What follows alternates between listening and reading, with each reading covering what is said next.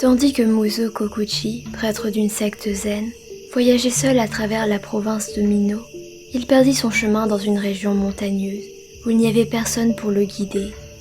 Il erra longtemps au hasard, et il commença à désespérer de trouver un gîte pour la nuit, lorsqu'il aperçut, au sommet d'une colline qu'éclairaient les derniers rayons du soleil, un de ces petits ermitages nommés Anjitsu, qui servent de demeure aux solitaires.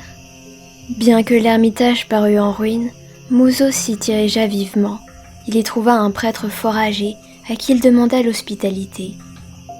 Le vieillard la lui refusa sèchement, mais il lui indiqua un hameau voisin, où il pourrait trouver à se nourrir et à se loger. Muso parvint enfin à ce village qui consistait en une demi-douzaine de petites fermes.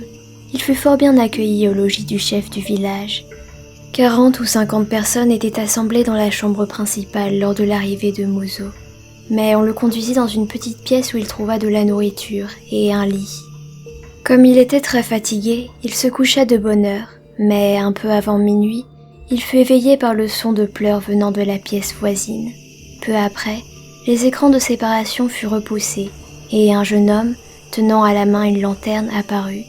Il s'avança vers Muso et lui dit « Révérend Seigneur, mon triste devoir est de vous annoncer que je suis maintenant le chef responsable de cette maison. Lorsque tout à l'heure vous êtes arrivé, vous paraissiez si fatigué que je ne voulus vous ennuyer d'aucune façon. Je ne vous ai pas appris que mon père était mort quelques instants auparavant. Les gens que vous avez entrevus sont les habitants du village qui se sont réunis afin de présenter leur dernier respect aux morts. Ils vont à présent partir et se réfugier dans le plus proche hameau qui se trouve à quelques lieues d'ici. Conformément à nos coutumes, aucun de nous ne peut demeurer la nuit dans une maison où a eu lieu un décès. Nous prions et nous faisons les offrandes habituelles, puis nous nous éloignons tout en laissant le cadavre seul. Il se passe toujours des choses étranges dans la maison où il y a un mort. Il serait plus sage pour vous de nous accompagner. Cependant, comme vous êtes un religieux, peut-être ne redoutez-vous pas d'être laissé seul avec le corps. Dans ce cas, je vous donne volontiers l'entière jouissance de notre demeure. Mais je dois vous prévenir que personne sauf un prêtre n'oserait rester ici cette nuit. Muso lui répondit « Je vous sais gré de votre bonne intention et de votre aimable hospitalité. Je ne comprends pas vos paroles relatives au danger de rester ici. Je ne crains ni démons, ni fantômes. Je vous prie donc de ne pas vous inquiéter à mon sujet. Je célébrerai un service pour votre père, et je resterai près du corps jusqu'au matin. » Le jeune homme parut très heureux de ces paroles, et il lui exprima sa reconnaissance. Puis les autres membres de la famille et les personnes assemblées dans la salle voisine vinrent le remercier à leur tour. Enfin, le jeune maître de la maison lui dit « Maintenant, ô très révérend hôte, nous devons vous quitter à notre grand regret. Suivant la règle de notre village, aucun de nous ne doit se trouver ici lorsque minuit sonnera. Nous vous supplions, bon étranger, de prendre bien soin de votre honorable personne durant le temps où nous ne pourrons veiller sur vous.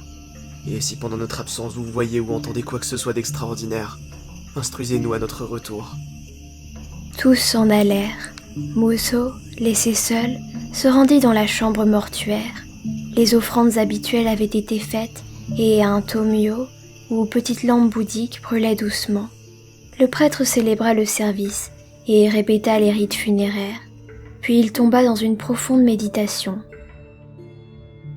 Il resta ainsi pendant de longues heures silencieuses, durant lesquelles aucun bruit ne vint troubler le hameau sombre et abandonné. Mais, au moment où le calme de la nuit était le plus intense, Muso vit tout à coup entrer silencieusement une énorme forme vague. Le prêtre se sentit glacé par la frayeur. Il ne put ni bouger ni crier. L'apparition souleva le cadavre et se mit à le dévorer plus vite qu'un chat ne dévore un rat, en commençant par la tête et en mangeant tout, les cheveux, les os, même le linceul. Après avoir terminé son horrible repas, la chose monstrueuse se tourna vers les offrandes, qu'elle engloutit prestement. Puis elle disparut aussi mystérieusement qu'elle était venue. Lorsque les villageois revinrent à l'aurore, ils trouvèrent le prêtre qui les attendait sur le pas de la porte. Ils le saluèrent tour à tour et pénétrèrent dans la maison. En constatant la disparition du corps et des offrandes, ils ne manifestèrent nulle surprise. Le chef dit alors au prêtre « Révérend Seigneur, vous avez sans doute vu des choses peu agréables cette nuit. Nous étions tous, je vous l'assure, très troublés du danger que vous couriez, et nous sommes heureux de vous retrouver sains et saufs. Nous serions volontiers restés avec vous, mais, comme je vous l'ai déjà dit, la loi du village nous oblige à nous éloigner et à laisser le cadavre seul. Chaque fois que cette règle a été enfreinte, De grands malheurs se sont abattus sur notre hameau, et lorsque nous nous y conformons, nous ne trouverons jamais à notre retour le corps ou les offrandes. Peut-être pourriez-vous nous expliquer pourquoi? Muzo leur conta comment la forme énorme et vague avait pénétré dans la chambre et avait dévoré le mort et les offrandes. Personne ne sembla étonné de ces paroles, et le jeune homme lui répondit « Ce que vous venez de nous apprendre s'accorde absolument avec ce que nous savions déjà. » Mais est-ce que le prêtre qui habite sur la colline ne célèbre pas quelquefois les services de vos morts ? Demanda Muzo étonné. De quel prêtre parlez-vous? De celui qui m'a indiqué le chemin hier soir. Je me suis arrêté à son ermitage, en haut de la colline voisine. Il me refusa l'hospitalité, mais me conseilla de venir ici. Ses auditeurs se regardèrent, ahuris. Après un instant de silence, le jeune chef dit « Révérend Seigneur, il ne se trouve nul ermitage sur la hauteur voisine et nul prêtre n'habite dans les environs depuis voici plusieurs générations. » Le voyageur n'insista pas, car il vit que ses hôtes le croyaient ensorcelé par quelque mauvais esprit.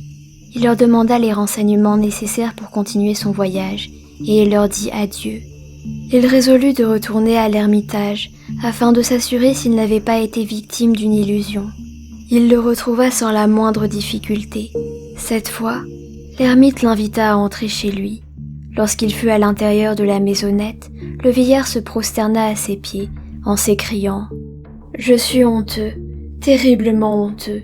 J'ai honte, à combien, que vous m'ayez vu dans ma forme véritable. C'est moi qui, hier soir, ai dévoré le cadavre devant vos yeux. Sachez, révérend Seigneur, que je suis un Jikininki, ou mangeur de chair humaine. Ayez pitié de moi, et souffrez que je vous confesse la faute par laquelle je me trouve dans ma condition présente. Autrefois, il y a très longtemps, j'étais l'unique des servants de cette région désolée. Tous les montagnards qui mouraient étaient apportés ici, afin que je puisse célébrer le service sacré. Mais je répétais les rites sans aucune foi. Il ne s'agissait pour moi que d'une affaire. Je ne songeais qu'aux habits et à la nourriture que me rapportait ma profession. Et à cause de mon impiété, je renaquis après ma mort, sous la forme d'un Jikininki. Je dois me nourrir exclusivement des cadavres de ceux qui meurent dans cette contrée. Je suis obligé de dévorer chaque mort, comme je le fis hier. Je vous prie donc de faire célébrer un service Segaki pour moi, afin que je puisse bientôt échapper à mon horrible existence. » L'ermite n'eut pas plutôt prononcé ces mots qu'il disparut, ainsi que l'ermitage. Muzo Kokushi se retrouva seul, agenouillé dans l'herbe haute, devant un vieux tombeau tout recouvert de mousse, et qui ressemblait au tombeau d'un prêtre.